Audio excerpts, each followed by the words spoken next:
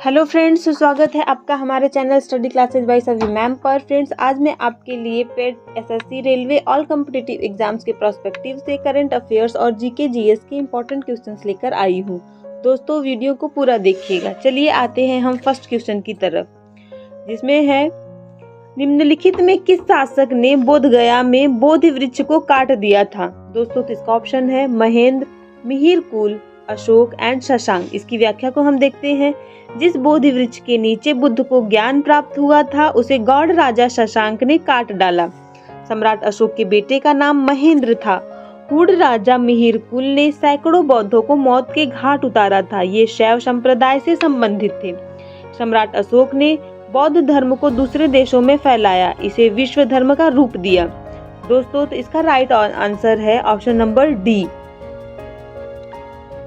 चलिए चलते हैं नेक्स्ट क्वेश्चन की तरफ।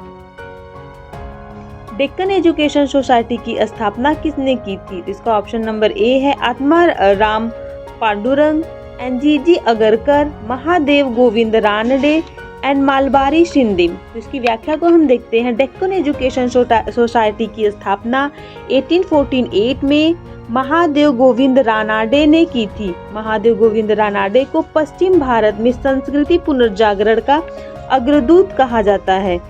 इन्हें महाराष्ट्र का सुकरात भी कहा जाता है। दोस्तों, तो अगर डेक्कन एजुकेशन सोसाइटी की स्थापना महादेव गोविंद रानाडे ने की थी। चलिए चलते हैं नेक्स्ट क्वेश्चन की तरफ।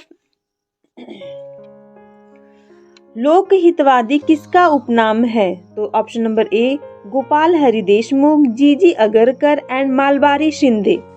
तो दोस्तों, आते हैं इसके हम व्याख्या पर। लोकहितवादी गोपाल हरि देशमुख का उपनाम था। इन्होंने प्रभाकर नामक पत्र में कई सुधारवादी लेख लिखे। गोपाल हरि देशमुख प्रार्थना समाज से संबंध रखते थे। प्रार्थना समाज का मुख्य उद्देश्य बाल विवाह का प्रतिरोध, जाति प्रथा का विरोध, अछूतों का उद्धार, विधवा विवाह, स्त्री शिक्षा को बढ़ावा देना आदि था। इनको सतपत्रे भी कहा जाता है। दोस्तों, तो इसका राइट आंसर है option number A Gopal Hari Deshmukh Lokhitwadi इनका उपनाम है। दोस्तों, तो अब चलिए चलते हैं हम नेक्स्ट क्वेश्चन की तरफ। राष्ट्रीय शिक्षा परिषद के संस्थापक कौन थे? ऑप्शन नंबर ए सतीश चंद्र मुखर्जी, मौलवी इमदाद अली, ईश्वर चंद्र विद्यासागर एंड मौलाना मजहरूल हक।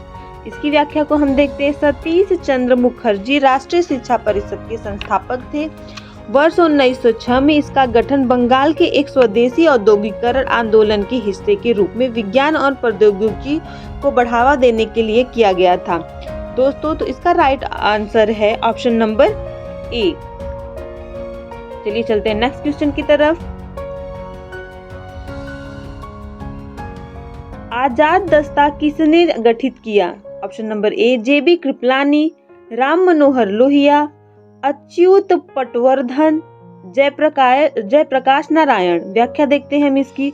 जयप्रकाश नारायण ने आजाद दस्ता का गठन किया। जयप्रकाश नारायण को वर्ष 1942 के भारत छोड़ो आंदोलन के दौरान गिरफ्तार कर हजारीबाग जेल में रखा गया था। दोस्तों, तो इसका राइट आंसर है option number D Jayaprakash Narayan. चलिए चलते हैं नेक्स्ट क्वेश्चन की तरफ। पिछड़ी जाति आयोग के प्रथम सभापति कौन थे? तो इसका ऑप्शन है काका साहेब कालेलकर, जगजीवन राम, BR अम्बेडकर। इनमें से कोई नहीं। आते हैं इसकी हम व्याख्या को देखते हैं। काका साहेब कालेलकर पिछड़ी जाति आयोग के प्रथम सभापति थे। वर्ष 1953 में काका साहेब कालेलकर की अध्यक्षता में प्रथम पिछड़े आयोग का गठन किया गया था। इन्होंने भारतीय संविधान के अनुच्छेद 340 के अंतर्गत पिछड़ा वर्ग आयोग के गठन की अनुशंसा की थी। दोस्तों, तो इसका राइट आंसर है ऑप्शन नंबर ए काका साहेब कालेलकर। चलिए चलते हैं नेक्स्ट क्वेश्चन की तरफ। राज्य के नीति निदेशक तत्व को संविधान की अनोखी विशेषता किसने कहा था? Option number A Jawaharlal Nehru, option number B Rajendra Prasad, SN Mukherjee and doctor Bhimrao Ambedkar. तो डॉक्टर भीमराव अंबेडकर ने राज्य के नीति निदेशक तत्व को भारतीय संविधान की अनोखी विशेषता कहा था। भारतीय संविधान के भाग 4 में राज्य के नीति निर्देशक तत्व के बारे में बताया गया है। दोस्तों, तो इसका राइट ऑप्शन है, आंसर है option number D, doctor Bhimrao Ambedkar. चलिए चलते हैं नेक्स्ट क्वेश्चन की तरफ। किस आयोग ने संविधान में मूल कर्तव्यों को सम्मिलित करने की संस्तुति की थी? तो सरकारिया आयोग, अशोक मेहता समिति, बलराम जाखड़ समिति एंड स्वर्ण सिंह समिति। तो दोस्तों, इसकी व्याख्या है, सरदार स्वर्ण सिंह समिति ने संविधान में मूल कर्तव्यों को सम्मिलित करने हेतु संस्तुति की थी। वर्ष 1976 में राष्ट्रीय आपातकाल के समय इस समिति का गठन किया गया था। केवल भारतीय नागरिकों पर ही मौलिक कर्तव्य लागू होते थे। दोस्तों, तो इसका राइट ऑप्शन है, आंसर है ऑप्शन नंबर डी, स्वर्ण सिंह समिति। चलिए चलते हैं नेक्स्ट क्वेश्चन की तरफ। परिसीमन आयोग का अध्यक्ष कौन है? ऑप्शन नंबर ए, मुख्य निर्वाचन आयुक्त, मुख्य निर्वाचन आयुक्त द्वारा नामित कोई निर्वाचन आयुक्त, उच्चतम न्यायालय का अवकाश प्राप्त न्यायाधीश एंड गृह मंत्री। दोस्तों, तो अब इसकी हम व्याख्या देखते हैं। उच्चतम न्यायालय का अवकाश प्राप्त न्यायाधीश परिसीमन आयोग का अध्यक्ष होता है। इसके अलावा आयोग में निम्न सदस्य शामिल होते हैं, जिसमें मुख्य निर्वाचन आयुक्त या मुख्य निर्वाचन आयुक्त द्वारा नामित कोई निर्वाचन आयुक्त, संबंधित राज्यों के निर्वाचन आयुक्त। दोस्तों, तो इसका आंसर है ऑप्शन नंबर सी, उच्चतम न्यायालय का अवकाश प्राप्त न्यायाधीश। चलिए चलते हैं नेक्स्ट क्वेश्चन की तरफ। देखते हैं, सुशासन दिवस किसके जन्मदिन पर मनाया जाता है? दोस्तों, तो इसका ऑप्शन है अटल बिहारी वाजपेयी, सरदार पटेल, महात्मा गांधी एंड जवाहरलाल नेहरू। चलिए तो हम इसकी व्याख्या देखते हैं।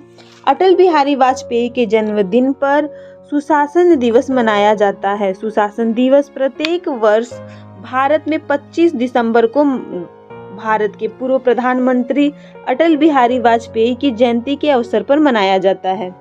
दोस्तों, तो इसका राइट आंसर है ऑप्शन नंबर ए, अटल बिहारी वाजपेयी। चलिए चलते हैं नेक्स्ट क्वेश्चन की तरफ। स्वतंत्र भारत के पहले व्यक्तिगत ओलंपिक पदक विजेता कौन थे? KD. Jadhav, Rashid, Harshit Mehta and Neeraj Chopra. दोस्तों, इसकी व्याख्या हम देखते हैं। स्वतंत्र भारत के पहले व्यक्तिगत ओलंपिक पदक विजेता के.डी. जाधव थे। उन्होंने 1952 में हेलसिंकी में हुए ओलंपिक में कांस्य पदक जीता था।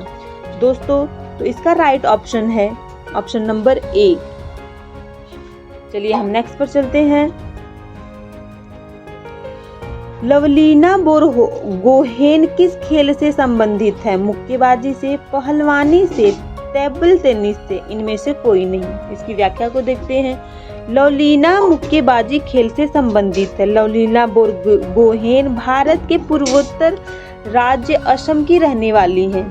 दोस्तों, तो इसका राइट आंसर है ऑप्शन नंबर ए। गर्ल पुस्तक के लेखक कौन है? तो option number A, Sachin Tendulkar, Karnam Malleswari, Virender Sehwag and PT Usha. दोस्तों, तो इसका राइट आंसर है option number D, PC Usha golden girl पुस्तक के लेखक हैं। चलिए चलते हैं नेक्स्ट क्वेश्चन की तरफ। बाढ़ से कौन सा हड़प्पीय नगर नष्ट हो गया था? दोस्तों, option number A, Lothal, Kalibangan, Rakhigarhi and Mohenjodaro. तो दोस्तों, इसकी व्याख्या को देखते हैं। बाढ़ की पुनरावृत्ति के कारण हड़प्पीय नगर मोहनजोदड़ो नष्ट हो गया था। मोहनजोदड़ो की नगरीय सभ्यता का पतन सिंध नदी में आए बाढ़ के कारण हुआ था। दोस्तों, तो इसका राइट आंसर है ऑप्शन नंबर डी। चलिए चलते हैं नेक्स्ट क्वेश्चन की तरफ। तत्वबोधिनी पत्रिका के संपादक कौन थे? ईश्वर चंद्र विद्यासागर, राजा राम मोहन राय, अक्षय कुमार दत्त, इनमें से कोई नहीं। दोस्तों, तो इसकी व्याख्या को हम देखते हैं। अक्षय कुमार दत्त तो तत्वबोधिनी पत्रिका के संपादक थे। यह साप्ताहिक पत्रिका होती थी और इसका प्रकाशन बरेली से होता था। दोस्तों, तो इसका राइट आंसर है ऑप्शन नंबर सी। चलिए चलते हैं नेक्स्ट क्वेश्चन की तरफ। स्वतंत्रता सैनिक सम्मान योजना को किसके द्वारा क्रियान्वित किया जा रहा है?